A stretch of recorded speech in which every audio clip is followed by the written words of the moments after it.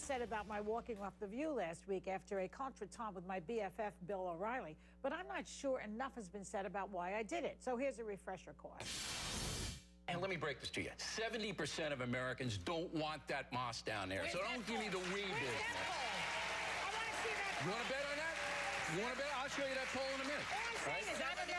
Americans don't want it. But why is that? But why aren't we saying it's inappropriate? Why is it inappropriate when 70 families died? Muslims killed us on 9/11. Oh my God! That is. Muslims didn't kill us on 9/11? Is that what you said? You said as a country. I don't want to sit here. I don't want to sit here. I don't. You're outraged about Muslims killed us on 9/11. The question is, why do I look pregnant in that top? Here with me now are comedian and co-founder of the Arab American Comedy Festival, Dean Obeidallah, and Mark Lamont Hill, professor of anthropology and education at Columbia University.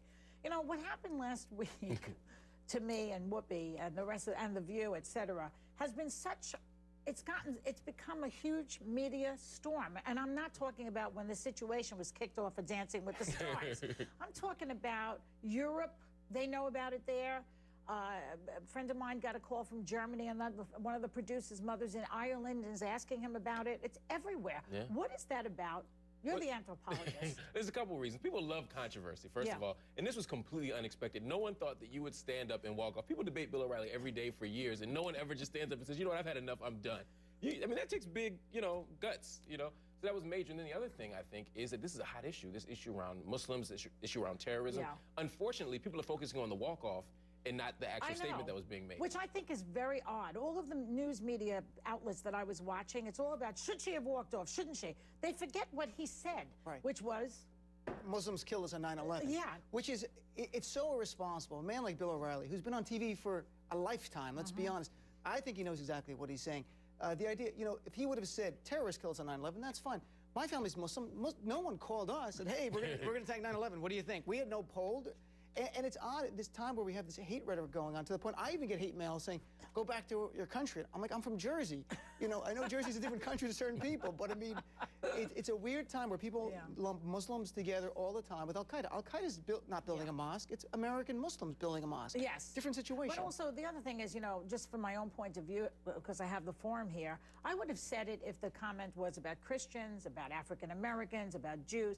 You fill in the blank. I don't like the idea that it was with this big brush, all of these people. I mean, there are millions of people, Muslims in this world. It's only how many of them were in those planes? Like 19. Exactly. There's 1.5 billion Muslims worldwide. And they're from Saudi Arabia. Anyway, we're not going after we're not saying Saudi Arabians killed us. I don't understand what went on there. I mean, the terrorists were Muslim, but by saying the Muslims killed us, it gives an impression, allows people to conflate Muslim and Islam with terrorism. That's a very dangerous thing, especially in this moment where there's so much Islamophobia going on. So I think the comment was irresponsible, and it warranted an apology. To be fair, he did apologize on The View, and here's what he said on his own show. Watch.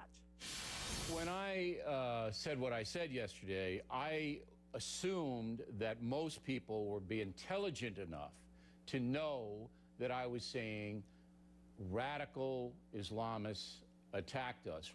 Okay, Mark, do you think that's true? Are people intelligent enough to figure that out? That is the classic Bill O'Reilly. But I love Bill O'Reilly. I know you're on his show. I like Bill O'Reilly. I don't agree with him much, but that's a classic Bill O'Reilly apology. I'm sorry. I thought you were smart enough to understand what I actually meant. I don't think this is the issue about intelligence. I think you either you say that terrorists killed us. You don't say that Muslims killed us. I mean, it's really that simple. And to make that an issue of Americans' intelligence as opposed to the fact that they're conflating the two things is really, really irresponsible. It's a little stubborn, too. I see. Do you think O'Reilly was being sincere in his apology there? Or that's his explanation and his apology? No, I think Bill O'Reilly knows exactly what he's saying when he's saying it. The man's on TV every single night. He knows how to get ratings. He wants to create controversy. There's a reason why you say those statements. In fact, it gets you the nomination of the Republican Party in certain states to say these ridiculous statements. It's very calculated to feed his base, to be quite honest. Right from I think it's from the right-wing playbook. It comes right out of that. Bingo, this is what we're going to do, like Sharon Angle, the type of idea of Muslims want to create Sharia law in America, which was completely off base and denied by everyone. It continues. It's a scary time in America. It is a really very scary time. And it's a scary time in the world right now because I'm bringing Germany into this only because Angela Merkel, who is the Chancellor of Germany, her quote today is, quote, I feel tied to Christian values, she says. those who don't accept them don't have a place here. I find that to be a horrifying statement, especially from a country like Germany with their history. Exactly. Now, why is it that in bad economic times, like we're having here and the Europeans are having, et cetera, people always look for a scapegoat? Now it's the Muslims or the Turks in Germany. In this country, it seems the homosexuals and the Muslims. And the Mexicans. And the Mexicans, Right. yeah. Why do we always need a scapegoat when things are tough? Because I think people in power constantly divert our attention with these issues that don't matter. Mexicans coming over the border, that's not the reason people don't have jobs, but that's an easy diversion from greedy multinational corporations. In Germany, it's the exact same thing. It's easier to focus on them than it is to focus on the fundamental issues. In Italy, you can focus on gypsies, Romanis instead That's right. They're doing that in Italy. They're doing it everywhere, and Yeah. it's always brown people, and so or poor people, or some combination of the two. We have to get away from that, and people who are catching the most hell have to turn their attention to the people giving it to them. Do you think that there's a threat of the numbers? I mean, in this country, Hispanics are growing at enormous numbers. Maybe that has something to do with these anti-Mexican remarks and things like that. I mean, is there a feeling that there's a threat to Germany because Turkish people are there? It's a small percentage from what I read, maybe 4 or 5%.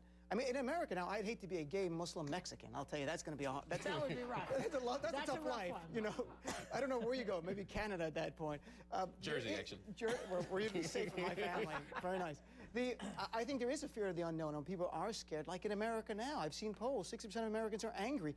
They look for someone to blame for this anger, and it's unfortunate. Muslims have nothing to do with it. We have about 7 million Muslims in America of 300 million. You know how many people it would take to take over the country? I mean, I even tried. We gave out blenders and toasters one day. I'm not even kidding, as a joke, to recruit people to Islam as a joke. We gave out blenders, toasters. We got one person to give him a toaster. He said yes. The Muslims are not taking over America, regardless what these people on the right are going to say. We're trying to live and survive in a country gave that's out a challenge. toasters? I'm not even kidding. We set up a table downtown. We said recruit to Islam. We had a big thermometer. And we got one The issue, though, is maybe not Muslims taking over, but white people are in the minority now, and it's getting bigger and bigger and bigger, the people who are outnumbering them, and that's what people are concerned about. That's what the whole we're losing our country thing is about. I think ultimately, though, that's going to be a non-issue. But what frightens me about something like with Merkel in Germany is that she is the chancellor.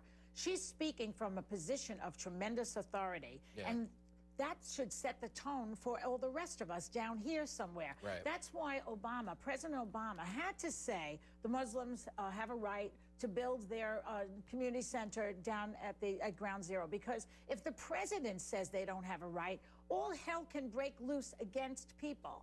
So it's very important for people in positions of power to do the right thing. And Angela Merkel is not doing the right thing. Absolutely not. And in this country, last week, Muslims killed us on 9/11, said Bill O'Reilly. Anti-gay comments from Carl Palladino. And just yesterday, the Republican nominee for Senate in Colorado linked homosexuality to alcoholism. That is vile and vicious, but it's part of a movement we see in America right now. You don't have to go to Germany. In America right now, you see a movement where we're moving away from our basic values of multiculturalism, of diversity, and we're starting to attack people once again, and it's a very bad thing. All that change and hope and optimism we had in 2008, I see it drifting away, and it's easier to do that when people are economically desperate. That's right. People are able to point the blame a lot more. We have to fight to preserve these rights. It's the sacred rights in our country, freedom of religion. It's not a popularity contest. No. Bill O'Reilly is citing a poll, which actually I saw a poll saying only 51% were against it.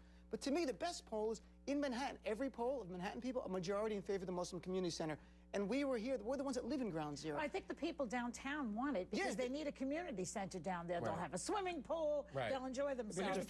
You don't take polls for human rights. If you were to take a poll in 1965 about whether or not black people could have the right to vote, it wouldn't have passed. If you take a poll right now on women's rights, it might not pass. You don't vote on human rights. That's why we have a constitution. And even race issues down south now, I think you'd have a problem in certain places, certain counties, it wouldn't pass. Exactly. Okay, very well said. Thank you guys very much. Up next, a GOP smackdown as Meghan McCain calls